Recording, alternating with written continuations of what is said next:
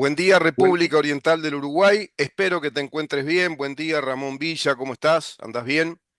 Bueno, me alegro, ¿eh? Impecable. Sí, en el país de las caricaturas, Tribilín es rey. Impresionante, ¿no? Qué país que tenemos, ¿eh? Vamos a aprender un montón de oratoria, seguramente del arte de la oratoria cuando tengamos como presidente a Orsi. Los uruguayos vamos a desarrollar, bueno, la capacidad de la oratoria, vamos a tener clases magistrales de cómo explicar los temas y fundamentalmente desde la profundidad de los conocimientos que abriga, que contiene el nuevo presidente de la República. Es impresionante lo que está pasando en el Uruguay respecto a una enorme batalla cultural que está manifestándose hace mucho tiempo. Algunos se dieron cuenta, otros no, pero lo cierto es que un montón digamos, de nuevas generaciones ya son conscientes de que hay una enorme batalla cultural, de un lado y del otro, donde lo políticamente correcto no sirve. Lo políticamente correcto es apelar a la falta de personalidad, no dirigirse ante los demás, no interactuar con convicciones propias, con pensamiento propio, sino que es la adaptación de un libreto. Perdón, hoy estoy complicadísimo con la garganta, todo, ¿no? Resfrío, cambio de temperatura cada rato, va, viene, sube, baja. Para los alérgicos es, y sí, Ramón, yo no te diría que llegara tanto a ser mortal, pero es complicado. Es mortal en cuanto a la calidad de la emisión de un programa, ¿no? Porque uno está tosiendo cada rato, carraspera. Bueno, les decía que lo políticamente correcto es lo que se adapta al libreto oficializado en una época, quedan como personajes de esa época sin pensamiento propio y simplemente van a contribuir con quienes manipulan su vida, su pensamiento, simplemente eso. Y todo conduce a una especie de centrismo, que en su momento vamos a hablar de ello, tanto a nivel de la política profesional, como a nivel también de la vida cotidiana, que se va adaptando a esa lógica de conciliaciones y de acuerdos tanto tácitos como expresos o explícitos, y lo único que hacen es no reconocer que hay una enorme batalla cultural, que hay una guerra entre bandos ideológicos que pretenden, bueno, una forma, un modelo del poder político y de la organización social, y otros otra forma, otro modelo.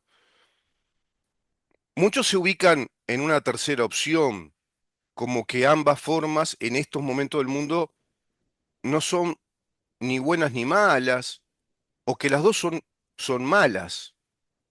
Y otros no, otros te dicen, no, la guerra es entre la libertad y la opresión. La guerra es entre un modelo republicano, democrático, como un Estado de Derecho que nos ampare en nuestros derechos personales, y un Estado totalitario. La guerra es entre un Estado que nos proteja como individuos, que su razón de ser sea las garantías y la protección de todos nosotros como individuos, y un Estado ideológico que te impone deberes, que te va agregando cada vez más obligaciones, deberes, para dejarte más o menos tranquilo si cumplís con lo que ese Estado te impone. Ese es el Estado socialista, ese es el Estado ideológico, ese es el Estado enemigo de tus emprendimientos personales. Bueno, esto se ve una vez más a raíz del el acuerdo aparente todavía acuerdo, está en una etapa inicial, entre el Mercosur y la Unión Europea. Todos nos enteramos en estos días que hubo un mega acuerdo, incluso el canciller de la República Oriental del Uruguay, Omar Paganini, celebró este acuerdo entre el Mercosur y la Unión Europea como el más grande de todos los acuerdos que Uruguay realizó en su historia. Acuerdo Mercosur, Unión Europea. Omar Paganini celebró el TLC más grande del mundo, el Tratado de Libre Comercio más grande del mundo, que involucra a 780 millones de, digamos, personas que van a estar precisamente constituyendo ese contexto de ese enorme mercado con el Tratado de Libre Comercio. El canciller sostuvo que Francia no podrá bloquear el acuerdo por no tener mayorías, bueno, propias en el Parlamento Europeo. Esto está en una etapa inicial porque en el Parlamento Europeo, dado que hoy por hoy la Unión Europea es una suerte de confederación, es como una mega nación transnacional que tiene su propio parlamento. Ese parlamento tiene características muy particulares desde el punto de vista democrático. Bueno, es cuestionable porque no son elegidos por los distintos pueblos, no son elegidos por los franceses, los alemanes, los italianos, los españoles, los belgas, etcétera, sino que dirigen los gobiernos elegidos por esos pueblos a sus integrantes que representan en ese Parlamento Europeo. Francia no está de acuerdo, nunca estuvo de acuerdo con este Tratado de Libre Comercio con el Mercosur. Italia tampoco, parece que Meloni tiene ciertos reparos, pero no les va a alcanzar como para bloquear este acuerdo. Von der Leyen fue, digamos, la representante de la Unión Europea que vino a realizar este acuerdo con los integrantes de Mercosur, es decir, con Brasil, Argentina, Uruguay y Paraguay. Evidentemente, la fuerza acá traccionadora, propulsora de este acuerdo ha sido Argentina, con Javier Milei. Y lo mismo Paraguay, rápidamente alineado porque es un gobierno liberal en su segunda edición, incluso con un gobierno liberal, más liberal que el anterior gobierno paraguayo, porque es más disruptivo, es más radicalmente liberal en un Paraguay que es inmune a las ideas de las izquierdas hegemónicas de perfil marxista. Es el único país, digamos, en América del Sur que es inmune a estos movimientos tan fuertes de organizaciones de izquierda que están vinculadas al Foro de San Pablo y por otro lado también a la Agenda 2030. Por lo tanto, ni progresismo woke y menos socialismo del siglo XXI, o si vos querés, socialismo marxista-leninista en Paraguay. Eso por toda una tradición histórica muy fuerte, un país que incluso se movilizó, su población se movilizó fuertemente exigiéndole al gobierno anterior que derogaran cualquier tipo de ley vinculada al género. Por ejemplo, todo lo vinculado a esa bandera del arco iris, el LGBT, en Paraguay no quieren saber nada con ello. Pasa lo mismo en algunos países de América Central. Volviendo al tema, bueno, la firma definitiva del acuerdo va a depender de nuestros parlamentos, del Parlamento de la Unión Europea, pero también de los parlamentos de nuestros países, es decir, del Congreso argentino, del Parlamento uruguayo, paraguayo, brasileño. La firma del acuerdo del Mercosur, Unión Europea, fue el acontecimiento principal de la, digamos, vigésima, sí, tenemos de la cumbre número 55, de jefes de Estado del Mercosur, que se llevó a cabo el viernes en Montevideo.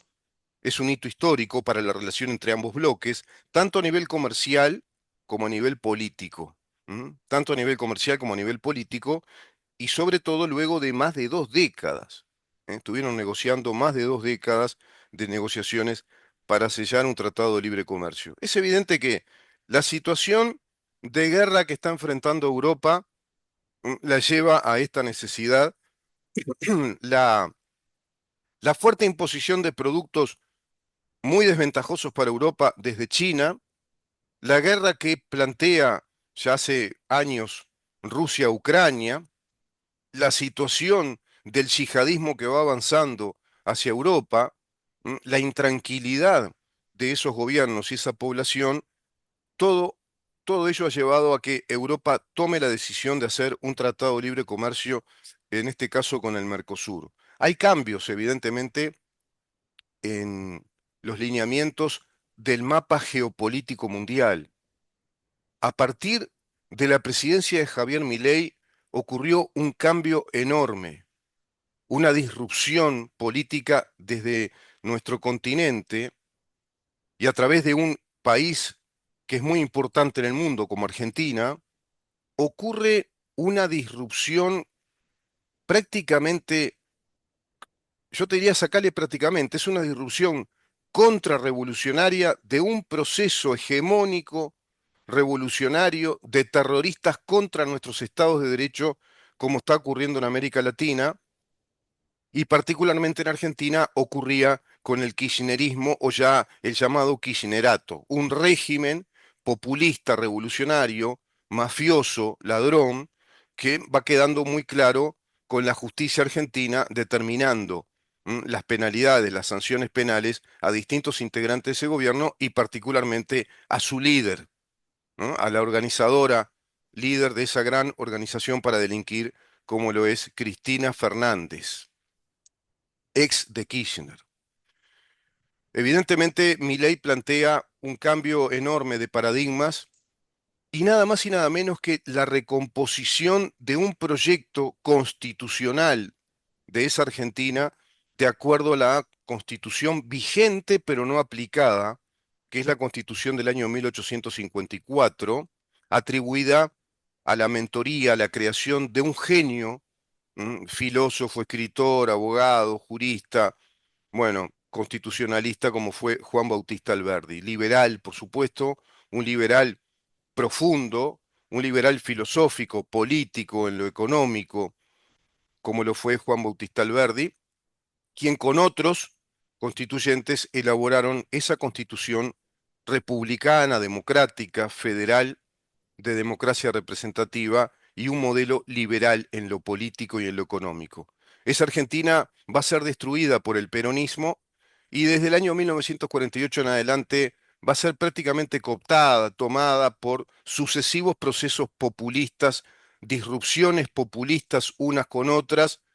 Sobreviene también desde ese contexto de Guerra Fría, como pasó en Uruguay, una dictadura, es decir, un Estado de Derecho que quiebra, un estado de excepción, sobreviene una democracia con muchísimos problemas y Argentina, bueno, va rumbo a lo que fue rumbo a la quiebra, a la destrucción social, a la destrucción económica, a terminar con un banco central con menos 11.000 millones de dólares, es decir, siquiera sin reservas, con deuda, con deuda. Imagínense llegar a tener un banco central en Uruguay que nos arroje deuda, siquiera que podamos decir, no tenemos reservas, nos quedamos sin reservas. Bueno, con deudas, es decir, se robaron todo. Los populismos, llamados populismos revolucionarios, que plantean una alternativa política como viable, pero en verdad plantean la construcción de narcoestados mafiosos bajo la retórica política o la discursiva política ideológica del marxismo. Pero claro, esa retórica ya no es explícita. Hoy por hoy te hablan de igualdad social, de inclusión, sociedad inclusiva, un modelo económico de distribución de las riquezas. Como hay un texto ya que está ahora, claro, muy en boga, dado que Gabriel O'Donnell será el futuro ministro de Economía del Uruguay, hay un texto de Gabriel O'Donnell que estuve revisando, y a ver si me lo voy a comprar para leerlo, donde plantea su modelo económico. Lo encontrás en Mercado Libre, un libro de Gabriel O'Donnell que habla de un modelo de crecimiento y distribución de las riquezas. Claro, como no podía ser de otra manera. Toda esa terminología que es un neologismo semántico, discursivo, un neolenguaje de estos tiempos, te está hablando del clásico socialismo, del que ya no te hablan explícitamente. Y todo esto se lo digo especialmente a los jóvenes que están desapercibidos de todo esto, y más de algún papanata que ya, a pesar de tener 40 y pico, 50 años, todavía no se dio cuenta del mundo en el que vive. Bueno, ¿qué pasa con este tratado? Si se cumple un tratado de libre comercio, a partir de ahí, todos los países que constituyen ese tratado, que se integran a ese tratado, van a tener un régimen tributario, un régimen de impuestos y también un modelo financiero que ya no va a ser originalmente el que quiera, de modo absolutamente autónomo, un gobierno o un acuerdo nacional entre gobierno y oposición en materia de modelo tributario para nuestra macroeconomía. ¿Por qué? Porque un tratado de libre comercio, ¿qué es lo que sostiene en sí mismo y lo fundamenta como algo tan valioso, como algo tan apetecible por muchos países. Por ejemplo, Chile tiene más de 20 tratados de libre comercio. Así hay otros países que lo mismo. Si esto no es novedoso, no es descubrir nada nuevo, simplemente es algo muy ventajoso respecto a que te integrás a un mercado económico muy grande, en este caso como lo es Europa, y a su vez Mercosur se deberá constituir como un mercado más fluido también regional, como una unidad económica regional, lo que nunca fue, porque siquiera logramos ser, digamos, una unidad aduanera. Bueno, un tratado de libre comercio te va a plantear que los aranceles a las importaciones y a las exportaciones, en muchos contextos económicos, es decir, en distintas ramas de actividad económica de esas importaciones y exportaciones, en cadenas económicas de exportación e importación, directamente no existan, es decir, no hayan impuestos aduaneros. Por otra parte, se exige la desregulación administrativa aduanera, cosa que está haciendo Milei. Milei desmontó, desmanteló, jurídicamente hablando, ya en este gobierno, 1.500 regulaciones administrativas aduaneras. Y le planteó a Uruguay que va a tener que desregular muchísimas. Vamos a revisar cuántas regulaciones administrativas aduaneras hay en nuestro país que son, digamos, una especie de laberinto kafkiano de trámites obligatorios que cada empresario, exportador, importador, tiene que garpar la tarasca, poner la plata, eso de lo que no te hablan. Bueno, esas regulaciones administrativas, traducido, trámites obligatorios, trámites que el Estado te impone para hacer una actividad determinada, son en verdad impuestos encubiertos. No tienen la nominación de impuesto a tal actividad, pero tenés un trámite administrativo obligatorio a tal actividad. Y a su vez ocurre un fenómeno encubierto de la doble tributación o triple tributación encubierta, porque desde esa ingeniería financiera, la que tanto le gusta al PIT-CNT, la que tanto le gusta a los comunistas, porque de ahí sale mucha guita, bueno, esa doble o triple regulación encubierta se va a terminar porque a su vez vos tenés trámites obligatorios sobre la base de actividades que son el asiento impositivo. Se te aplican impuestos también a determinadas importaciones o exportaciones que son los aranceles aduaneros. Eso es el arancel.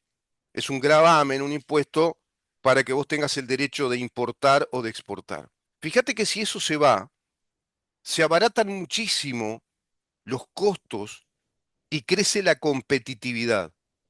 ¿Por qué? Porque en esas importaciones que pueda realizar cualquier país como el nuestro, seguro que van a ser las importaciones necesarias de una cadena de insumos que le pertenecen a otra cadena de producción económica en el país. ¿Qué quiero decir con esto?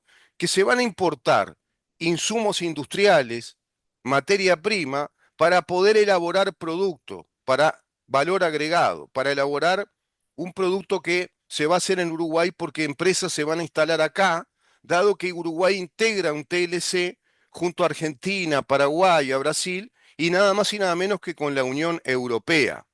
Por lo tanto, se van a instalar de pronto fábricas de automóviles, qué sé yo, más frigoríficos, distinto tipo de industrias que saben que van a tener alta competitividad porque Uruguay mejoró en infraestructura. Este gobierno hizo una enorme mejora en infraestructura, lo que nunca hizo el Frente Amplio. El Frente Amplio robó, simplemente, no mejoró nada. Siquiera nos puso una planta potabilizadora de agua, siquiera una fuente complementaria de agua para la sequía, pero sí hablaron todo el tiempo del gobierno deshonesto y del gobierno de la honestidad. Cuando nada más y nada menos, en este nuevo periodo de gobierno del Frente Amplio, en esta reedición bobeta que hizo el pueblo uruguayo, vuelven los que más nos robaron. Están todos los integrantes del gobierno de José Mujica, que fue el gobierno que más le robó a Uruguay. Es el periodo de gobierno en el que se funden las empresas del Estado, las empresas monopólicas del Estado. Es el gobierno del remate trucho de Pluna. Es el gobierno de la caída estrepitosa ya de ANCAP. Es el gobierno de la velita al socialismo. Es decir, de la fuga de dinero, de la transferencia de un dinero justificado, entre comillas, digamos que la fuga velada de un dinero a través de la financiación de distintas empresas que se sabían todas inviables, como Envidrio, como Funsa, como Alazú, todo un desastre, la velita del socialismo, la velita a fugar la guita. Bueno, por lo tanto, si Uruguay se integra a un tratado de libre comercio, se va a integrar a una enorme cadena económica de valor, que es lo que el mundo hoy exige imperiosamente. Sucede que si esto tiene buen resultado, va a dar el precedente para que inmediatamente Donald Trump plantee un tratado de libre comercio entre Mercosur y los Estados Unidos, cosa que ya manifestó. ¿Por qué? Porque hay una fortísima alineación en lo económico, en lo político, en lo culturalmente político y económico con Javier Milei. Y lo mismo con el gobierno de Paraguay. No así con Brasil, que hoy tenemos un Lula que se va con la cabeza gacha aduciendo que estaba enfermo, que se sentía mal, y se fue. Firmó y rápidamente se fue. ¿Qué pasa con todo esto? ¿Qué dice el PCNT? Y parece que tenemos que escuchar la voz de esa organización política poderosa, a ver qué dice, qué opina esta fuerza que genera movimientos tales en la sociedad uruguaya como ese plebiscito atentatorio para con nuestra Constitución, el que afortunadamente fue altamente desaprobado por el pueblo uruguayo, como el plebiscito contra la propiedad privada, contra el régimen de la capitalización de los ahorros, contra la estabilidad jurídica del Uruguay y su rango inversor. Nada más y nada menos. Eso representa el comunismo ortodoxo e infantil militante agresivo del PCNT, creación del Partido Comunista del Uruguay. Pero parece que una central sindical es algo así como un organismo o un órgano del Estado que hay que escuchar esa voz a ver qué opina sobre este tema. Ya esto que acabo de decir es lamentable que ocurra en un país que se precie de ser un Estado democrático, un Estado republicano, que tenga soberanía como Estado. Porque el PCNT, en verdad, lo único que representa es simplemente al sindicalismo, y el sindicalismo tiene una función muy específica. Pero ya este PCNT no es sindicalismo, es una expresión política por la vía social, por la vía revolucionaria, social, organizadora, de legitimidad política y de legitimación social de planteos políticos que hacen en todas las actividades del Estado uruguayo, en la educación, en lo financiero, en lo industrial, en las relaciones exteriores, en todo sentido, en la justicia, porque el PCNT está en todas las actividades del Estado uruguayo. Eso que este gobierno, a pesar de los reclamos insistentes con emisarios que vinieron personalmente acá de la OIT, de la Organización Internacional del Trabajo, solicitando al Uruguay que cambiara este régimen rígido, corporativo, y que flexibilizara las relaciones laborales, abriendo un régimen de pluralidad sindical, y este gobierno dijo que no, bueno, seguimos teniendo entonces este modelo pétreo, rígido, de un sindicalismo que tiene una central sindical que prácticamente impera, digamos, en los movimientos políticos que se van dando desde el sector político en el Uruguay. Es decir, desde el poder legislativo y el poder ejecutivo, prácticamente vemos la traducción de lo que negocian con el PCNT. Eso es lo que pasa. Entonces, ¿qué dice el PCNT respecto a un tratado de libre comercio con la Unión Europea? Rechazó, claro, qué van a hacer? Rechazó contundentemente, contundentemente además, rechazó el acuerdo de Mercosur y la Unión Europea. La central sindical criticó que las negociaciones fueran en secreto, claro, no estaban ellos, ¿viste? Tenían que estar. Parece que son una especie de segundo poder ejecutivo que tiene que estar ahí. Parecería que es un órgano del Estado que tiene funciones específicas. No sé, yo no los encuentro en la Constitución, se ve que leo mal, parece que tienen que estar ahí representándonos, porque si no, lo que se haga no tiene fuerza legal, no tiene validez, porque está desobedeciéndose a la organización de nuestro Estado. Nuestro Estado tiene que cumplir con lo que la Constitución manda, con lo que la Constitución dice.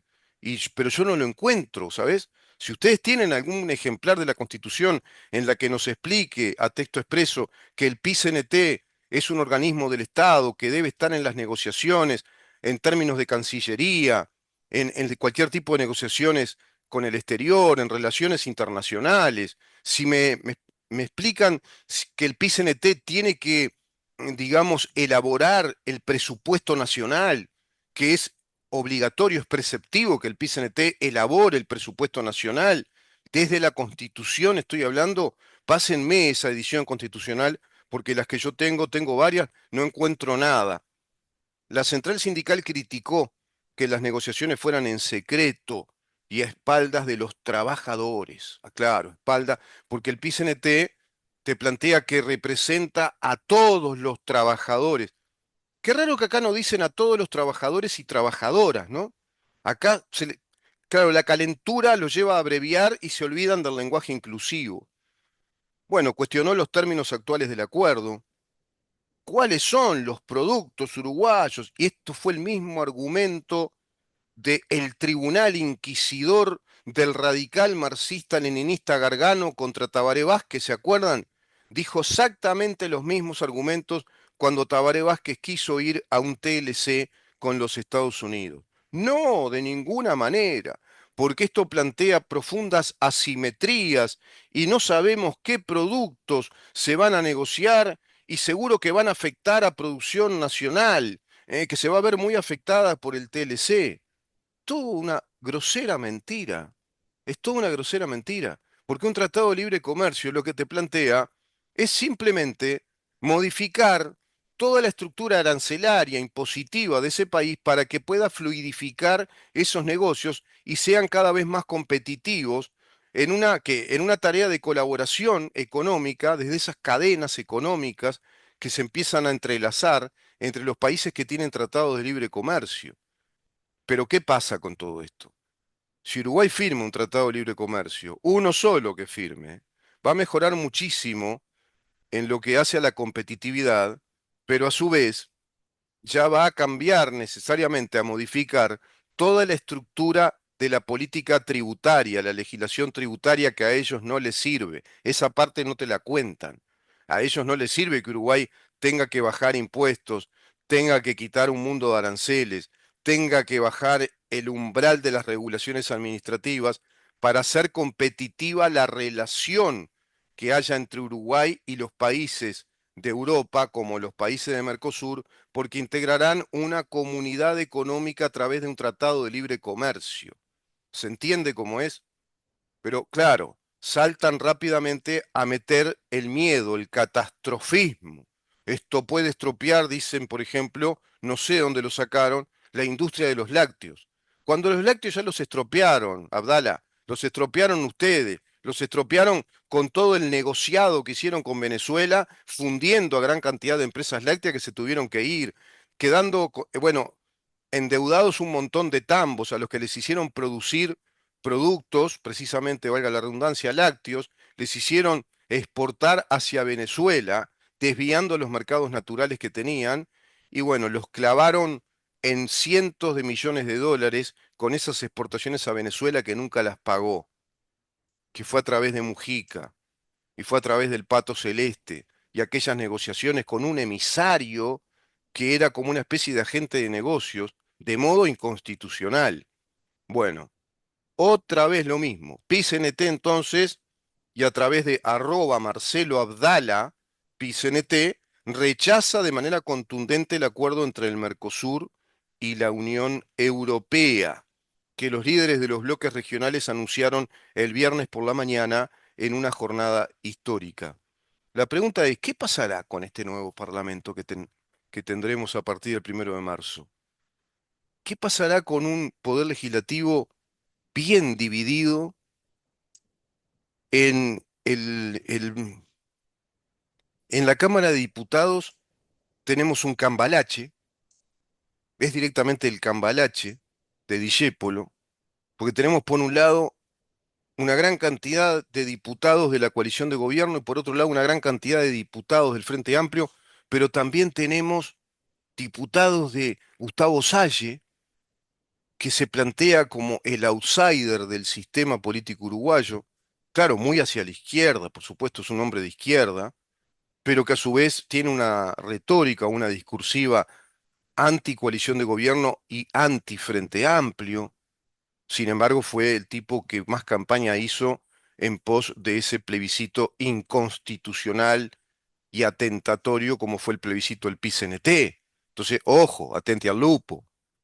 ¿Qué va a opinar sobre estos temas? ¿Qué apoyo dará? ¿Qué voto dará? ¿Irá a Uruguay? ¿Se integrará definitivamente a este Tratado de Libre Comercio? ¿Uruguay tendrá posibilidades reales de integrarse a algún tipo de Tratado de Libre Comercio? ¿O ahí va a quedar bloqueado porque las huestes comunistas del PCNT, bueno, ahora van a dar la orden, ¿no? Es el príncipe, el monarca que da la orden a la interna de los talibanes del Frente Amplio para que no voten ningún tipo de Tratado de Libre Comercio, presionando al nuevo gobierno de Tribilín, que va a tener que salir a explicarnos a ver por qué Uruguay no va a hacer un tratado de libre comercio. Esa es una opción, muy verosímil.